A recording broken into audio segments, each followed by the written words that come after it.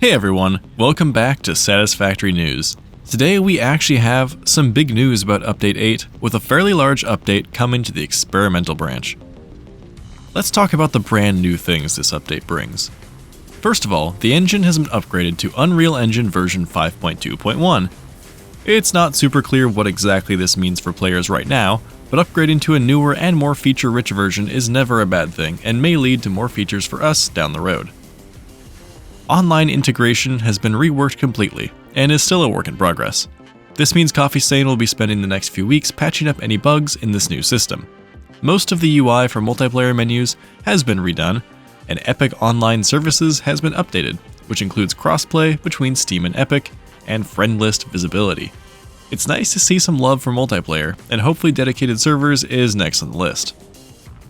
Auto detect settings has now been added to the experimental branch, so when someone starts the game for the first time, their graphic settings will be set to a recommended level based on their hardware. But you can always change these settings manually, of course.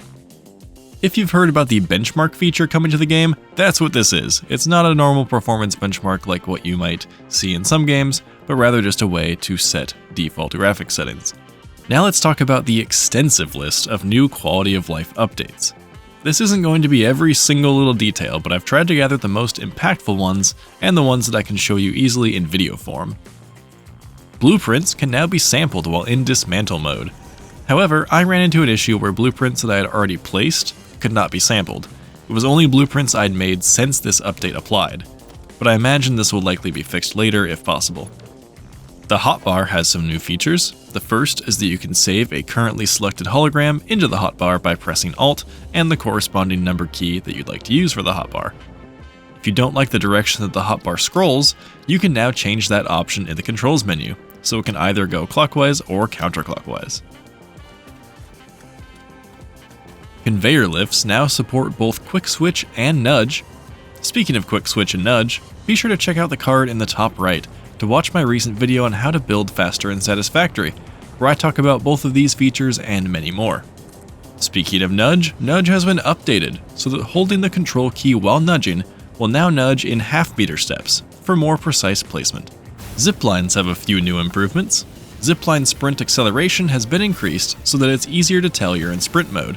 In the past, the speed change was not always super obvious, and part of the reason was because of the gradual acceleration. You could previously look left or right, or press the directional movement keys at a zipline junction in order to choose your direction automatically. But now the same system works with ziplines that go up and down. I still have some trouble with changing ziplines, personally, and I'm not sure if vertical and horizontal work together. Try as I might, I could not get the zipline here to take me to the right when I had an up and a down, despite looking right and holding the D key. Power poles and power towers now use gradual rotation, meaning they turn in 45-degree increments on foundations. Becoming consistent with other items in the game, holding control while building a wire off of an existing wire now aligns the new pole to both of the original ones. Hypertubes have been updated to perform smoother in multiplayer and prevent desync. Hypertube entrances can now be nudged, and they now work as intended when built directly on top of a floor hole. Although the hologram perspective still looks a little funky, if I'm honest. The input system has a new feature for sprinting called Auto Release Sprint. This means nothing if Hold to Sprint is on, but if Hold to Sprint is off, then it will affect whether you need to press the sprint button again to turn off sprinting, or if it will automatically turn off sprinting when you come to a stop. With Auto Release Sprint turned on, sprinting will turn off when you stop moving. Snapping signs has been improved, which will make placing them so much easier. They can now snap to foundation sides and ceilings and can be rotated much more freely. These placement limitations were pretty annoying, so it's nice to see signs be even more versatile. The snapping logic for foundations will be the same as from walls. The power switch and priority power switch both now have gradual 45-degree rotation on foundations. They can also be upgraded in place to each other. The priority power switch now also has a new button for turning off entire priority groups all at once. There was an issue with the build gun on buildables like the train station, where if you tried to dismantle from the train track, it would be invalid. Now the game recognizes that this sub-building is part of the train station and will actually dismantle the entire thing.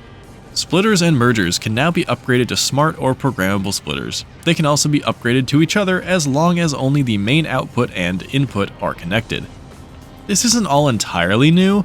As I showed in my video about building, you could upgrade a splitter or merger in place by holding Control while attempting to upgrade it, but these updates should make the process easier, especially when it comes to ones that are already connected to builds. There are also a ton of optimizations and countless bug fixes in this update.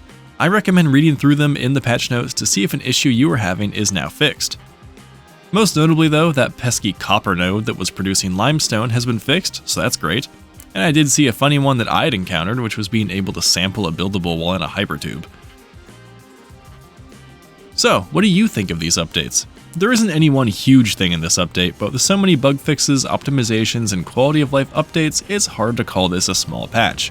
It really feels like a lot of missing pieces were put back together. Like items that didn't have nudge, now having nudge. It feels a lot more cohesive. Anyways, remember to always back up your save files before loading up a game on a new update. And if you don't know how to access Experimental on Epic or Steam, it's a super easy Google search to find out how it works for each platform. So I'll see you in the next video, but until then, happy automating.